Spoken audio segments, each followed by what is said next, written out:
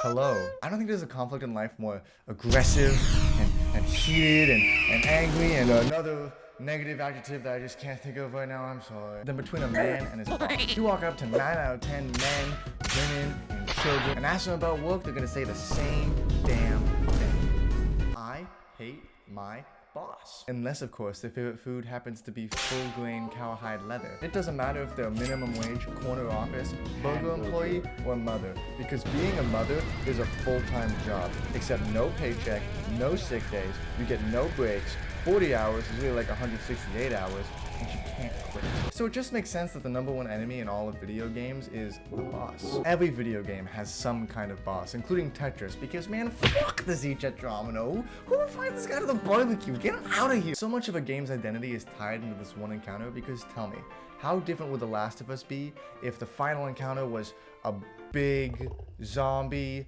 enemy instead of healthcare workers? Honestly, a video game's final boss is kind of like its final goodbye. It could either be really nice and tender and warm, or kick you out into the metaphorical rain and oh man, your meal's getting soggy, dude. Your boots are gonna go stiff. A good final boss is either one that encompasses the game's main themes and ideas and fucking theme, or is just really cool, like a bear with chainsaws, or your friend Ethan who has 2 Xbox controllers and a mom that lets you stay up past midnight.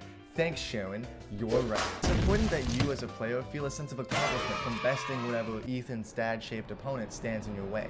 Which is why when I say that the Johto Pokemon games have one of the coolest hidden final bosses in video game history, it means a little something, okay? Pokemon games have always had cool boss fights, whether it be Giovanni or Ultra Necrozma or literally me. Literally. But these games had something special. See, when I was a child, I never really had any trouble with Pokemon because it was a game made for children, and unless you're a Nuzlocke or an actual baby, it's not difficult. And I am taller and faster than both of those groups, so done. It's solved. It's a solved game. This challenge was something else. You see, Gold and Silver was special in the sense that they were originally supposed to be the last Pokemon games. And so, because of which, they were stuffed with a bunch of content. By that, I mean the entire first game's map and boss fights. That's insane. For reference, that's like if you beat your neighbor in hopscotch and then his dad comes outside from the garage and fucking kills you. So anyway, yeah, you can challenge the original 8 gym leaders kind of after Gold and Silver, and I think that's pretty cool. And it all transitions pretty smoothly, like levels-wise, until you get to the actual topic of this video, Pokemon Trainer Red. After you beat all 16 gym leaders, you can go to Professor Oak, and he'll tell you about this exclusive place that he can get you into because you're stronger than other trainers, and oh my god, I think he likes you. Remember when I was talking about like themes and stuff earlier, you know, all that mumbo jumbo? Well, this shit smashes it out of the park. Having a game where you fight a previous protagonist isn't really like interesting or unique nowadays, but when it's done right, like this is, it's crazy. The real world equivalent would be like watching your friend fight his previous protagonist, being himself from last night when he was really fucked up, and the fight is him listening to the audio messages he sent people and being really sad about it. Trainer Red is in no way a required fight. In fact, most players are actually going to stop before they get there, be it because 16 gym leaders is quite a lot, or they just don't want to brave Mount Silver, because I'm not gonna blame you. The caves are kind of annoying. The best part about this kind of fan service is how unintrusive it is. It's not important to the game's story at all. It's a nice reference for older fans, and it doesn't. There's no neon sign pointing at it that says it's an old main look. It's an old main character from that game that you played. Anyway, there is some actual cool stuff about the battle that we're supposed to be talking about in this YouTube video. Red is the highest level Pokemon trainer fight in the entire game series ever, and we beat him, so we are the highest level Pokemon trainer fight in the entire series +1. So his team composition in Heart Gold and Soul Silver also happens to be one of a 10-year-old kid with PK Hex named Ethan and a dream. He's got all 3 of the original Kanto starters fully evolved. He's got a Lapras, he's got a Snorlax, and for some fucking reason, it's because he's the mascot. He has a Pikachu. And, sorry, quick tangent.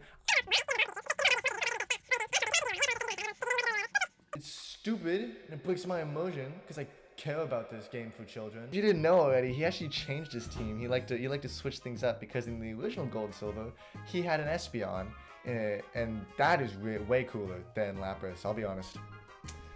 I know why they changed it, and I think Ethan has something to do with it. But still, I miss him. He's just way cooler. They also raised the level of his Pokemon on Heart Gold and Soul Silver, and like, I know the real reason is probably because you have actually like twice as many Pokemon to rock his shit with, because, you know, Hoenn and Sinnoh happened since the original games. But I'd like to think the real reason they did that was because they hate you specifically.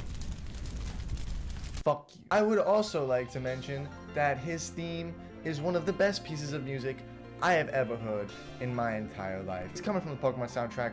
It's not surprising. They're all bangers. It's just listen to this and tell me you're not gonna start floating.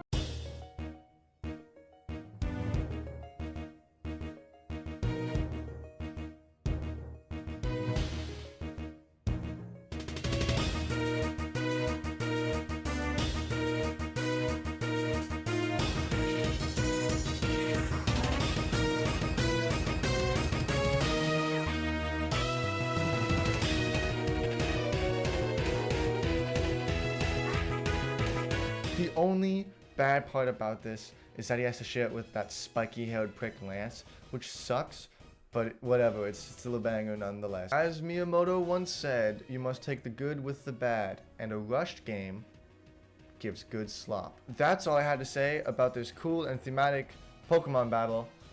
I'm sorry for not uploading. Bye, I guess.